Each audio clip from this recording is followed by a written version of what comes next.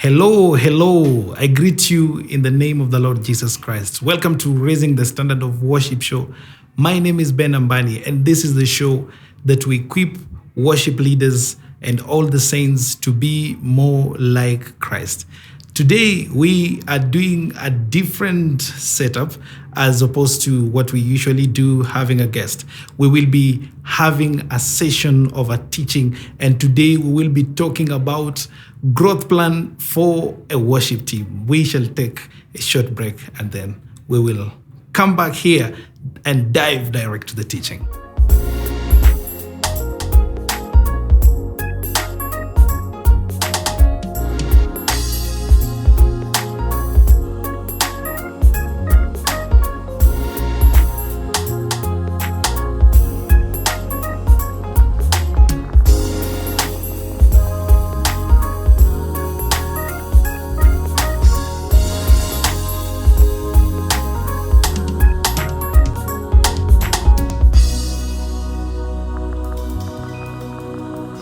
All right.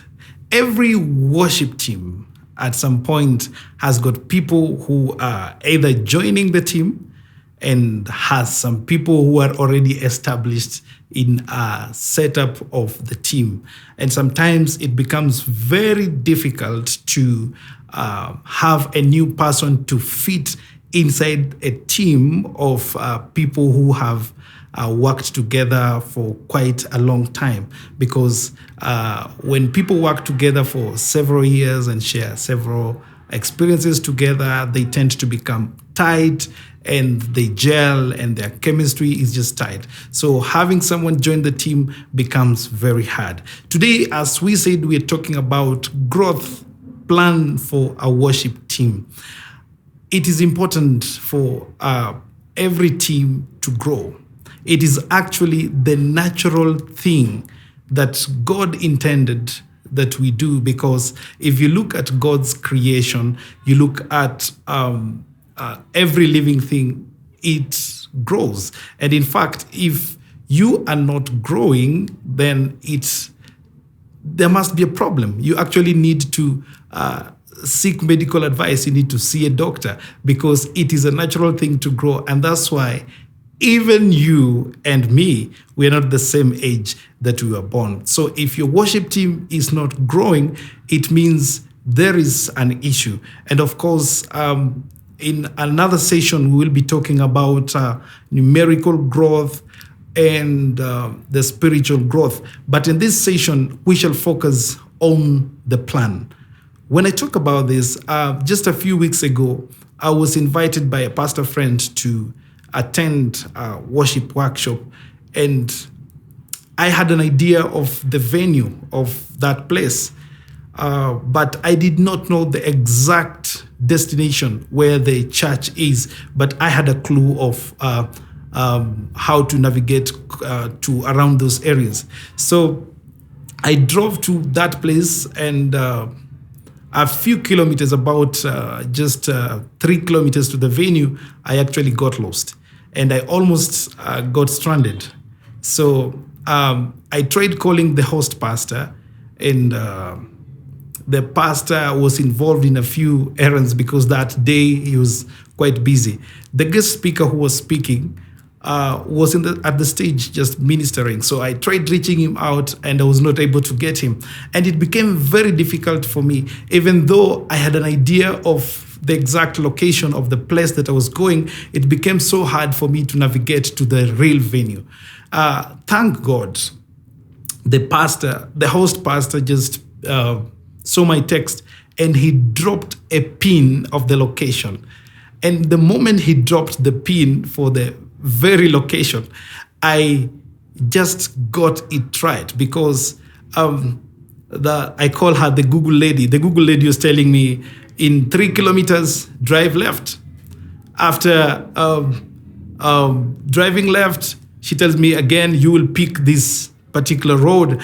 And I followed the instructions. She told me, after this number of miles, take another right turn, and your destination will be on the left. So I wasted about 30 minutes, but when I got the pin, I was able to reach the destination.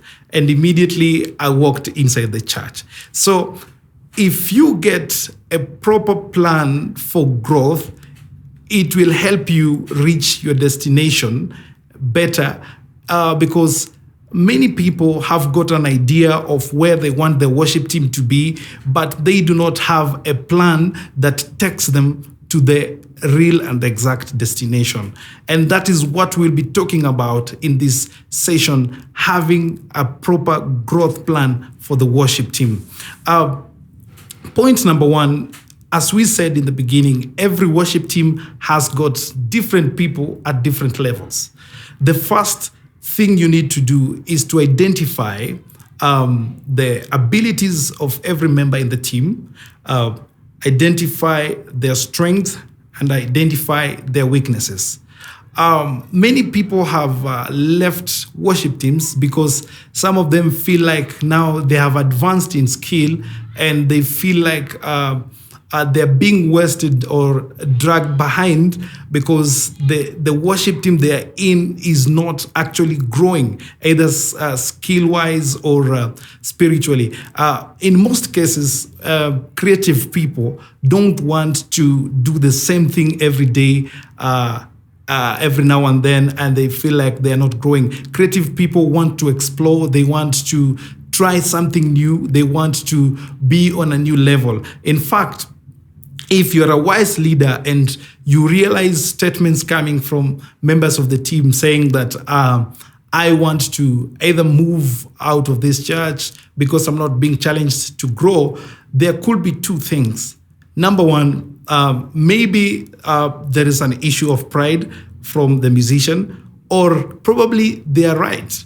Maybe they're not growing. So as a leader, there are a few things that you need to do. And as we've said, one of them is ensure that you've got a growth plan for every individual member of the team. Don't put all these people in one basket. For example, in a music team, there are people who are struggling with the basics. For example, they cannot sing in the right keys. They cannot sing in the right, getting into the beats. And we have musicians in the same team who are probably at a high level. They are doing scales, they're doing runs, they're doing a more advanced technique. So what you need to do is put them in categories, put them in groups, so that nobody is feeling like their time is being wasted. Because what happens, the weaker people in the team always tend to feel like we've got their esteem actually is tested, because some of them feel like, I don't want to attend a practice session because these guys are a bit complicated. When you bring a certain song, some people will brush it off because they feel like that song is too heavy for us. We are not able to hack it. And so this person at the top feels like, I need to do this song because I'm able to do it. But now this person at the bottom feels like I'm not able to do it because these people are not at the same level. In fact, what you need to do, once you categorize these people according to their abilities, you will realize that everyone is striving to come for practices, because these ones that are still learning the basics have got their separate class that helps them to catch up with those that are at advanced levels. And these ones that have advanced in their skill always are looking forward for the practices, because they are now being tested in some things that are a bit complicated, because everyone wants to explore. And in fact, one of the best ways to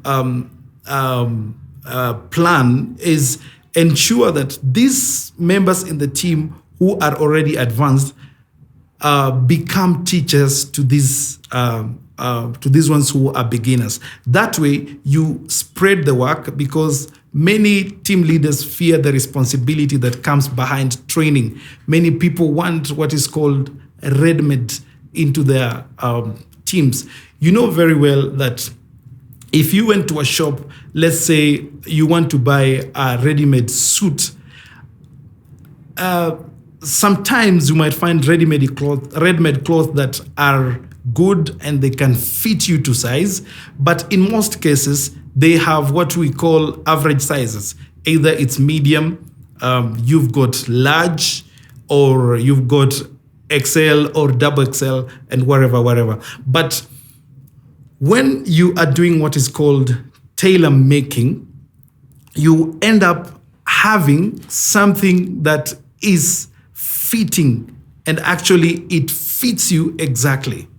It might take some time, it might take effort, and time, but you end up getting something that really works properly for your ministry. And the advantage for tailor-making musicians for yourself, they, in most cases, end up being loyal because you have helped them grow from scratch, and they end up growing in such a way that is good, and they are fitting to the ministry.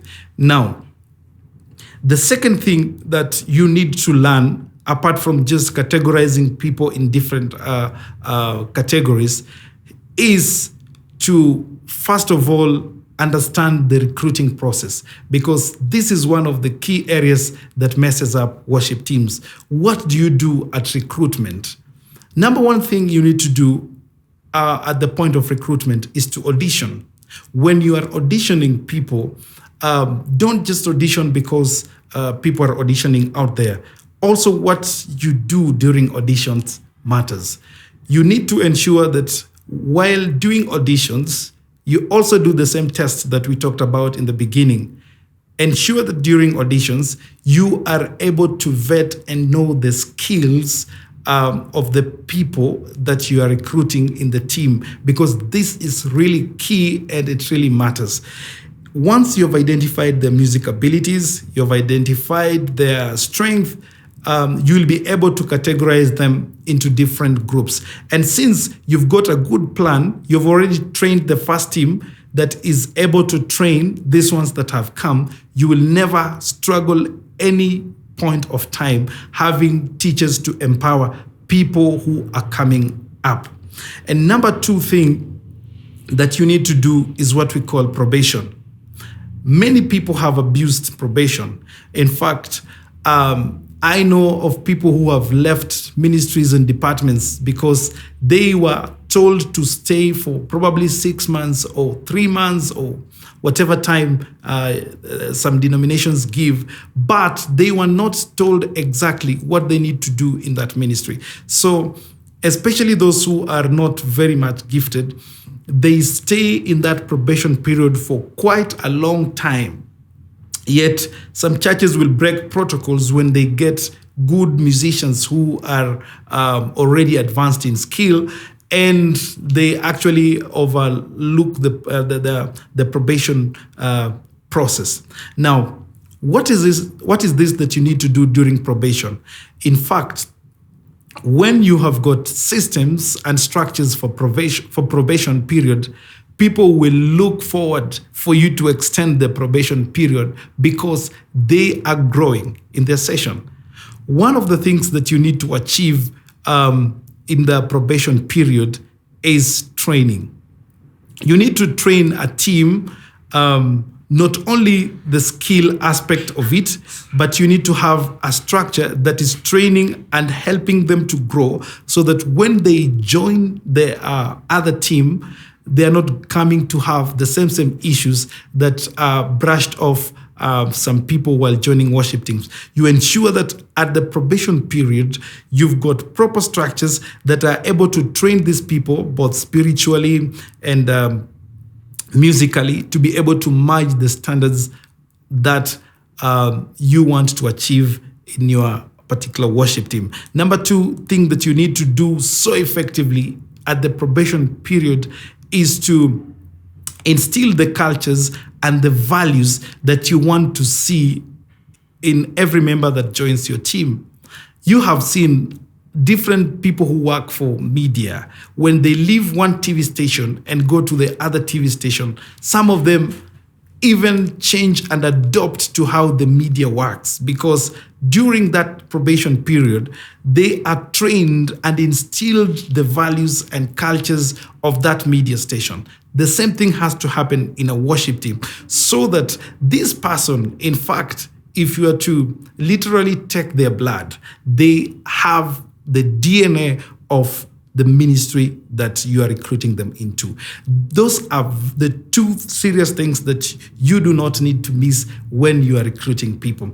And you will realize that people enjoy probations, and they will not take them as a punishment, because many probation periods are a punishment to people. People have been put on probation, they're not told what to do, and some of them have left churches that just like that. When you put proper plans and proper systems for growth, you'll be able to trace growth process. You'll be able to know if people are growing, and you'll be able to know the exact product of growth, because you know the levels that you've put, and you know what you really define to be growth in your team. If you don't have a plan, you will never know what does it mean to have members growing in your team. You will not know whether they have grown. You will not know whether your team is increasing numerically or it is increasing spiritually, it's growing spiritually. These are things that you need to put, infrastructures that you need to put in place to ensure that you are able to trace and monitor growth in your team. I believe you've enjoyed today's session. We will be picking up from there in our next teachings as we continue to learn about how to increase our growth in our worship teams. God bless you so much. See you in our next episode.